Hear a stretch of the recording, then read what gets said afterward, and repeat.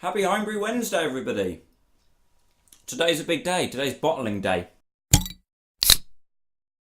So, you've probably seen a fair few bottling videos on YouTube, so I'm going to attempt to do something that's hopefully going to be slightly different. Before we actually do some bottling, the first thing I want to talk about is probably what I consider to be a really important stage in bottling day, and that's just simply to have a good workflow. So let's talk about that for a moment. Basically, as you can tell, I bottle my beer in the kitchen. And I have a very simple workflow that works a little bit like a clock. It starts over here with the empty bottles. It runs clockwise in this general direction, and it finishes up over here by the hob. So let's talk about what we're going to do. The reason why I have a workflow is to make this enjoyable. The last thing that you need is to get stressed when you're trying to bottle your beer. So I keep everything in its place so we don't get jumbled up and things don't get screwed up. Otherwise we're going to make a mistake and it could be fatal for the beer, I don't know, forget to add priming sugar, for instance. So it starts over here with the empty bottles. Clean but not sanitized is probably the biggest thing here. Then, over to about quarter past, we've got a stainless steel pot like this. The beauty about this stainless steel pot is it's the perfect height for bottles to be completely immersed in. So we can sanitize up to about 5 or 6 of these at a time. So we move 5 or 6 of these bottles into sanitizing solution. Once they're sanitized, they get moved over here onto a draining board. They drain for a couple of minutes to get some of that sanitizing fluid out. It's no rinse, so that's all good. We take another 5 bottles, we put them into sanitizing solution. We take the 5 drain bottles, and over here, we bottle them. That's where the beer is going to be. We bottle them, and then they come round here to about 1:45, and we cap them over in this area by the hob. So you can see everything's got its little place, right? It just makes things so much easier. Before we begin, 2 little things that I'm not going to cover today. The first one is priming sugar. How to create a batch of priming sugar. 2 is siphoning and racking your beer over to your bottling bucket. I'm leaving these 2 things for other videos because if you already know how to bottle your beer, but maybe you're kind of intrigued in how to create a batch of priming sugar, or you're not really confident with racking your beer over to a bottling bucket, you're not going to want to sit through 7 to 10 minutes of footage just to get to those bits. So I'm going to put them in a different video. Don't worry about it. Bob's your uncle. So while we're here, how about we assemble our bottling bucket? In fact, no. I'm not going to do that just yet. We're going to sanitize everything first. So let's get that sorted. Let's get the sanitisation done. I use a powdered sanitizer. 4 grams to every litre, which is 4 grams is about 1/4 of a teaspoon. I don't want to overuse or underuse my sanitising solution. The first thing we need to sanitise is our bottling bucket. And for that very reason, I'm going to knock up not enough sanitising solution to fill this thing, but just to be able to swill it around and get it all in there. So let's go for 5 litres. I'm also adding some sanitising solution to this stainless steel pot.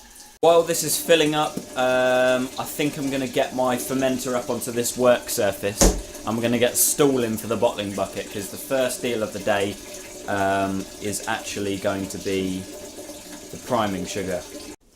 Let's get this on here. Rubber seal on the inside. Then we'll just tighten that up. Okay, also make sure that your tap is switched over to the off position. Sounds obvious. Wonderful. We pop the lid on. Get that sanitised too, nice and tight.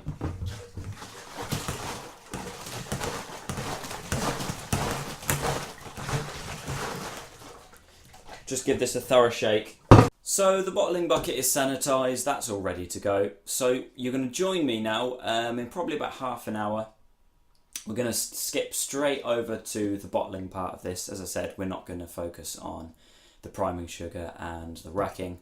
So you'll see me after I have racked my priming sugar over to the bottling bucket. This is usually done first because once you rack the beer on top of it, that stirs it in and makes sure that we get equal distribution of priming sugar in every single bottle.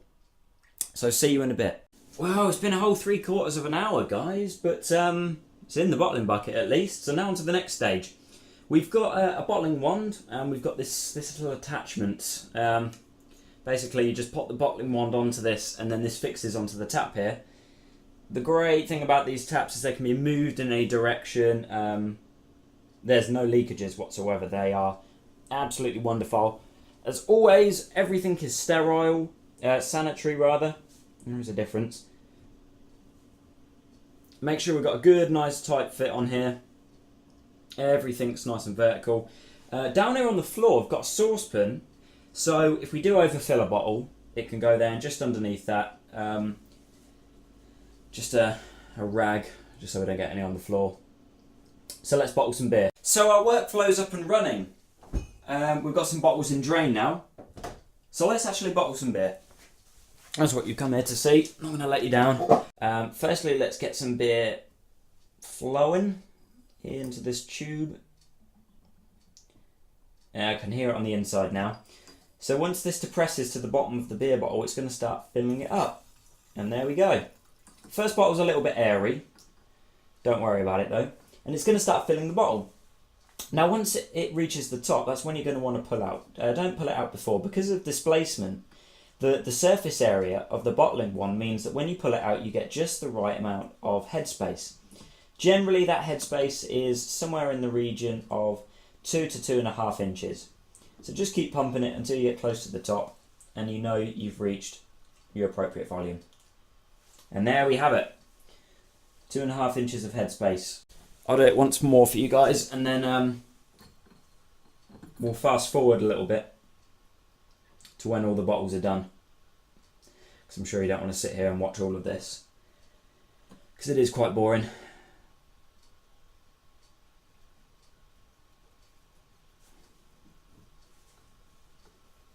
So again, just as the liquid reaches the top, and it will fill up pretty quick when it gets to here because there's less volume. There we go. Perfect amount of headspace. So I'm about 1/4 of the way through the batch. How about we do a little bit of capping? Now, I regularly visit homebrewtalk.com. Have a little nose around their forums. And one tip that came up was not actually to cap your beer bottles immediately.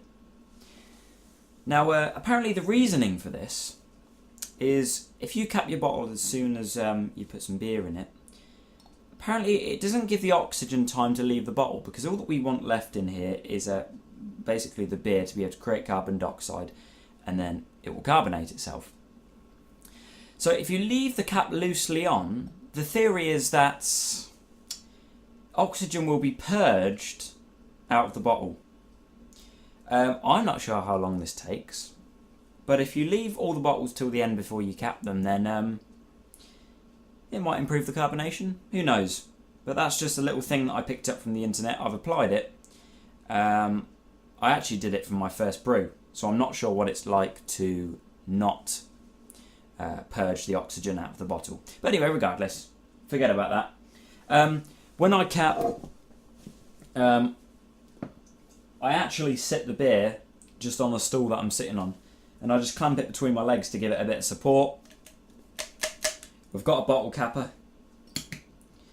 Just pop that right on there and firmly squeeze down, and we've got a bottle capped. Well, that's it's been quite a short video on bottling day, shorter than I thought, but that's not a bad thing really. So I thank you for watching my bottling day for this English Pale Ale. Happy Homebrew Wednesday, guys.